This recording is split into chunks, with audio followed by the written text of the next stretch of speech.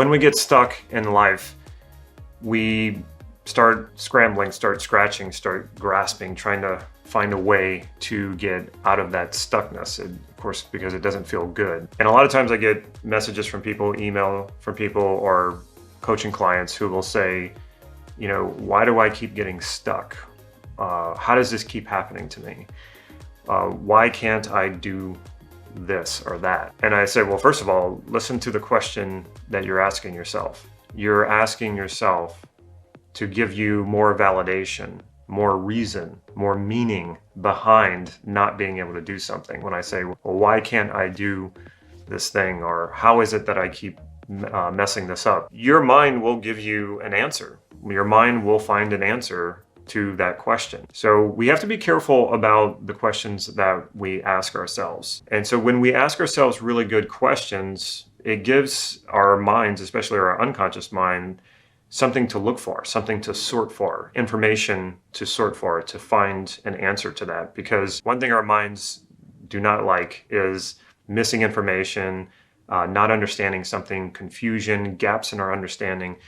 Your mind is constantly sorting for answers, and your mind will even find answers that aren't true to fill those gaps so that you don't have to deal with the confusion. And we see this a lot. People expose themselves to lots and lots of misinformation, and it's more about trying to fill the gaps, the things that they don't understand, the deficits in knowledge, so that they don't feel confused, more so than it is about actually finding out what is true and what is not true. And to take it an even further step than that, studies have shown that misinformation becomes more believable the more angry you are. So the more angry I am about something, the more likely I am to believe something that is not true. And to take it even further than that, the more likely I am to use that misinformation to guide my actions and my beliefs. So you might get kind of what I'm hinting at here. The media is all about getting people upset, getting people scared or angry, because those are strong emotions. And then you can just fill in the gaps with whatever information. It could be misinformation. I think a lot of times it is.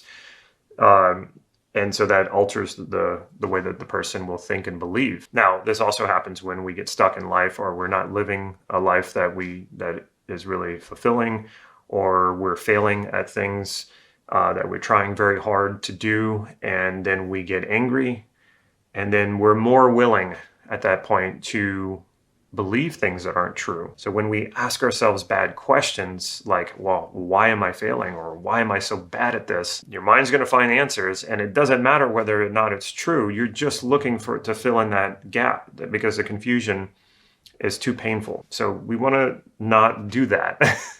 And we want to ask good questions. Now, before I get into the question that I think is going to be life-changing for you, I want to talk about give you some personal examples of how I came to this, what inspired this video overall, and how I came to this deeper understanding about this. I've been learning Romanian since the beginning of the year. You've seen some of my videos. You've heard me talk about this, and it has been really a life-changing process. And I think that it's so important to challenge ourselves to learn new things in life, especially things that we can look at and say, yeah, this is a map of reality. NLP is a way of mapping maps of reality. Each language is a map of reality. And there's even more to it than that. So we could say language is an abstract, intellectual, mental, whatever you want to call it, map of reality. But there are physical maps of reality, yoga, various forms of martial arts. These are all forms of mapping reality more in the physical sense. Language is mapping reality more in the abstract sense. So for example, you're hearing every word that I say, and without actually me showing you physically everything that I'm talking about, you have representations that are firing with every word that I say in your mind that is creating meaning about what I'm saying. Now, in yoga, you don't have to say a word. You are doing a physical practice, and that is each yoga is its own sort of map of reality. It is navigating your physical body, and for whatever use that you're doing it for. And the same thing with language. Why learn more languages if you already speak one language? everybody has their own reasons for doing that. Now, I am not a natural when it comes to language learning. I tried learning 2 different languages earlier in my life, and it didn't go well. And I took 2 years of French in high school and 2 years of French in college. Don't speak any of it. I mean, I recognize some words from time to time. I also grew up in Cajun culture so French wasn't unheard of. I mean, I heard French being spoken since as early as I can remember. My dad is fluent in it. All my grandparents spoke French. I don't speak it. So I knew that learning a new language was going to be a real challenge. And I've been studying on average about 2 hours a day. I'm almost at 600 hours of study and practice with Romanian. And I just felt like I was putting in too much effort and not getting enough return out of it. So I finally had myself tested. And I tested far below what I was expecting. And this was rather devastating. This was rather crushing for me. And this just happened this week. So I had to reevaluate this. Do I quit? That's an option. Maybe it's just not for me. Maybe I could direct that mental energy, that mental investment, the time investment into something else. And so I've really been struggling with this all week. And then it finally kind of dawned on me. I thought to myself, okay, well, why did I learn NLP? I learned NLP for a number of reasons. One of the reasons was that I thought it would be very effective in achieving what I wanted, but then to go further than that would be to, achieve what I want so that I can be happy, be fulfilled. And I think this is where a lot of people get stuck in NLP. And it's the same reason I got stuck in language learning. And it's because we're not very clear about what's on the other side of this. And I did a values elicitation on learning Romanian. I did all of those things, but there was something more that I wasn't realizing. So when I started learning NLP, I just enjoyed it for the sake of learning NLP. To me, it was just a lot of fun. And there are language learners who are like that. They just love learning languages. It's just so natural to them. They would do it regardless. They would do it even if they wasn't getting them necessarily to speak another language. They just like studying it. They just like, reading in another language. So that was what NLP was for me. But there came a point when I realized that, okay, but what is this all about? Like, do I just keep learning more and more NLP techniques? Do I start creating my own NLP techniques? And none of that stuff really interested me. I had found, Steve Andreas was mentoring me. I had found his model, the self-concept model. It was like, okay, I hit the holy grail here. This is the jackpot. This is what NLP to me is really all about, transformation at the identity level. What more do we need at this point? And so that's when NLP did it. Something interesting happened for me. NLP turned into something that was not a focus, not an obsession like it had been. It just became part of my life. And not only just part of my life, it became sort of the rocket thrusters. Rocket thrusters on a jet or on a rocket, they're at the kind of the back part of the rocket or the plane, or especially a rocket is at the bottom end. It's not at the tip. It's not, at the target. And so NLP became not the target anymore, and it became just part of me. And it became part of me that was like fuel. It was like I could use NLP to really go after anything that I wanted. So it was not any longer the center of my focus of what I was trying to do. And this actually made it more powerful in my life. It made it where NLP became more fulfilling. And it wasn't a means to an end. It was something that was helping me become more fulfilled in my life. And I thought about that with language learning, and I realized, I've gone as far as I can with this kind of obsessive kind of focus of attention on this language. And it now just needs to become a part of my life rather than something that becomes a target. And so I can say to myself, all right, well, I can set a goal. How many hours per year do I want to spend on this language until I know it, until I achieve the level of fluency that I want? It's like, okay, well, I'm almost at 600 hours this year. I could be more obsessive about it and try to do 1,000 hours next year, but I don't want to be like that. I want this to be a part of my life, not the focus of my life. And so I said, okay, well, I can do 600 hours next year. And then when I get to the end of next year, I'll test my fluency. I'll say, okay, am I happy with this? Am I fulfilled with this? And if so, maybe I'll move on to another language, or maybe I won't. Maybe I'll say, I'm not quite where I want to be. I'll just do another 600 hours. What this all comes to is what would help me put this in perspective. And this is the question that I want you to ask yourself. I asked myself, how do I want to spend the rest of my life? Now ask yourself that question right now. How do you want to spend the rest of your life? This is a great question because it doesn't negate how you've spent your life up until this point. In fact, there's an implication in that language, in that question, that you take into account how you've spent your life up until this point. It's a different kind of question than if I just said, how would you like your life to be? Or how would you like the future to be? Or how would you like the next 10 years to be? You can feel the difference in these questions. And you can most of the time even feel them in your body if you take the time to ask each one of those questions and sit with that, and almost like a meditation. Sit with it. What does it feel like? What do I think about when I ask that question? When I ask you, how do you want to spend the rest of your life?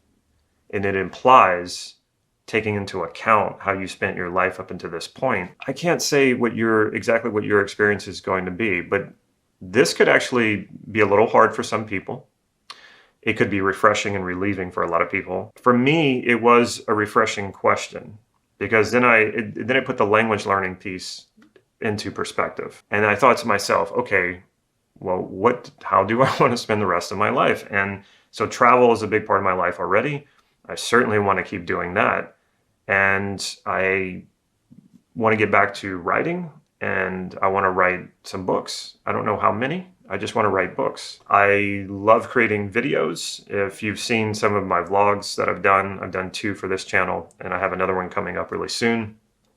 I really enjoy doing that. I don't want to do it every day. I don't want to do it every week or every month. So making films, writing books, learning languages, continuing to practice NLP and teach it, and traveling, and just saying that out loud almost gives me goosebumps. And I think, wow, that's just amazing. Like, I don't need set goals. I don't need set achievements. I mean, I can set goals, and that's fine, but I don't want to be too obsessed with the goals. I just want to focus on spending the rest of my life doing the things that I really enjoy.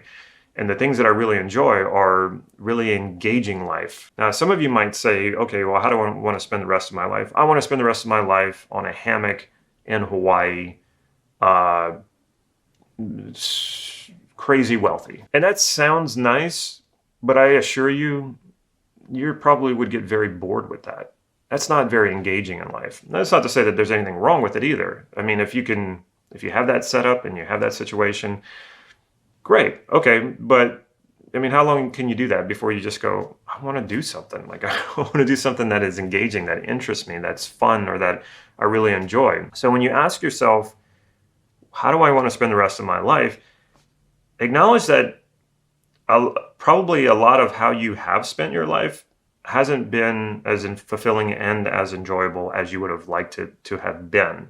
And why is that? Chances are you've probably been rather focused, rather obsessed on things having to be a certain way, needing to make a certain amount of money, needing to do this so that you can later do something else. I need to make, a certain amount of money before I can travel. I hear that so much, and I'm like, no, you do not.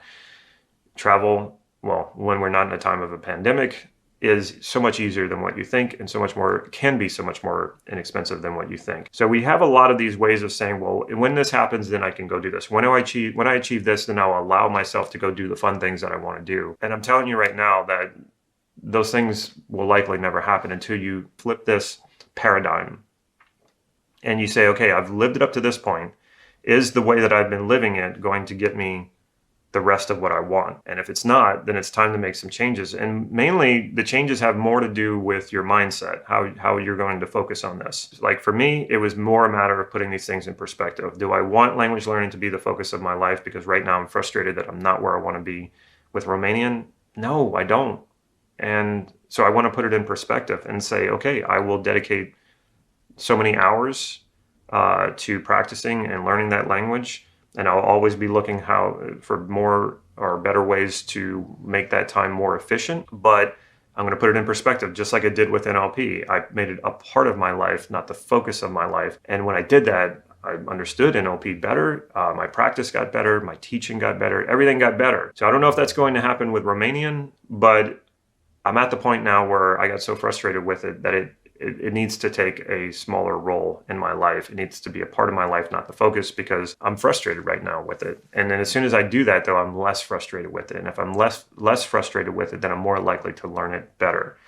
And then I can start getting on to the other projects that I want to do. And just thinking about answering that question, how do I want to spend the rest of my life? Just filling in those answers with more travel, writing books, making films, learning more languages. Like, it's so motivating. Like, I could see a vision sort of playing itself out in front of me right before my very eyes. And that's just really exciting. And what that also is telling me that the rest of my life will be very fulfilling, because I know what I want to do. I know these things fulfill me. I know how engaged in life these things make me feel. So that's exactly what I want to do. And taking these things out of like the center of my life and the focus of my life, these are also things that I can put down and pick up anytime that I want. And so I want you to think in terms of that. We tend to cling to things like as we're doing them. Like if I stop, I'm going to totally lose everything. And that's not true either. For example, I've done yoga for probably a total of 15 years, but I had quit for, I think, 6 years. I had a 6-year gap at one point, and then I just came back to it and started doing it again. I also had knee surgery, and I had to put it down for 4 or 5 months. But I was able to come back to it. I've been doing Brazilian Jiu-Jitsu for over 2 years, almost 3 years. But due to a foot injury that I got, I had to stop doing it for 4 months because of the pandemic. They shut down the school for 8 months, and I just got back to doing it. So these things you can stop and start again. And, set aside that feeling of like, well, I'm going to lose it all. You're not. And even if I set Romanian aside for a few months, I could come back to it. It would still be there. I'd be a little rusty, but I would be able to pick it up pretty quickly. So I can live the rest of my life doing all the things that I want to do. And sometimes that will mean that I will have to put down certain things in order to do other things. I might have to stop making videos for a while to write a book. I might have to put down writing a book to spend more time learning a language, or I might have to put down learning a language to spend more time making films. That's all okay, because none of these things are the absolute center focus of my life. So I want you to really consider all of those things that I said, because a lot of us are clinging to things. A lot of us have created a focus in our life that's so intense that we're not really enjoying it. We're not enjoying the pursuit of it. And really the question that brings it all together is when you ask yourself, how do I want to spend the rest of my life? And if you're very young, that question might not be as impactful, but I want you to really consider it, because your life is going to go by much faster than you expect. You will find yourself at a certain age and go, wow, how did that happen so quickly? And it seems to go faster and faster as you get older. And if you're in your middle age or you're later in life, you still have this enormous opportunity here to think about, well, how do you want to spend the rest of this time that you're here, most likely. And the other thing too is we don't know how much longer we have. So man, we need to get on this. If we're not fulfilled now, we're not enjoying our lives now, it's time to start. There's waiting for something to happen or waiting for it to accomplish something. You're waiting to live, and what I say about that is, if you're waiting to live, then you're dying. We're all dying. We're always dying. But if we're going to be dying, and we all are right now, meaning we have a set amount of time. Right now is the time to be living this life to the fullest that you possibly can. A lot of you are saying, okay, Damon, everything you're saying sounds good. I love the question. Yeah, it's making me think about a lot of stuff, but I don't really know where to get started with that. So if that's the case, and that's the question you have right now, I'm glad you asked, because we are doing something that can help you. So next week, actually this coming week, we're going to be doing a live webinar, 3 parts. We'll be doing one in the morning, one in the evening, so that no matter where you are in the world, you will be able to attend. It'll fit one of the times that you can attend. And we're going to dive into this. We're going to get our hands dirty. We're going to do actual exercises so that by the time you're done with this, you will have this mapped out about where you're going to go next with how is it you want to spend the rest of your life. So if you're interested in that training, check the description right here, right down below, click that link, and it will bring you to a page where you can reserve your spot. Make sure you do this as soon as possible. The spots will likely fill up. So you want to make sure that you get in there sooner rather than later. And then you want to make sure that you show up to these sessions on time. Like I said, it'll be 3 parts over 3 days. It will be live. I will be answering questions.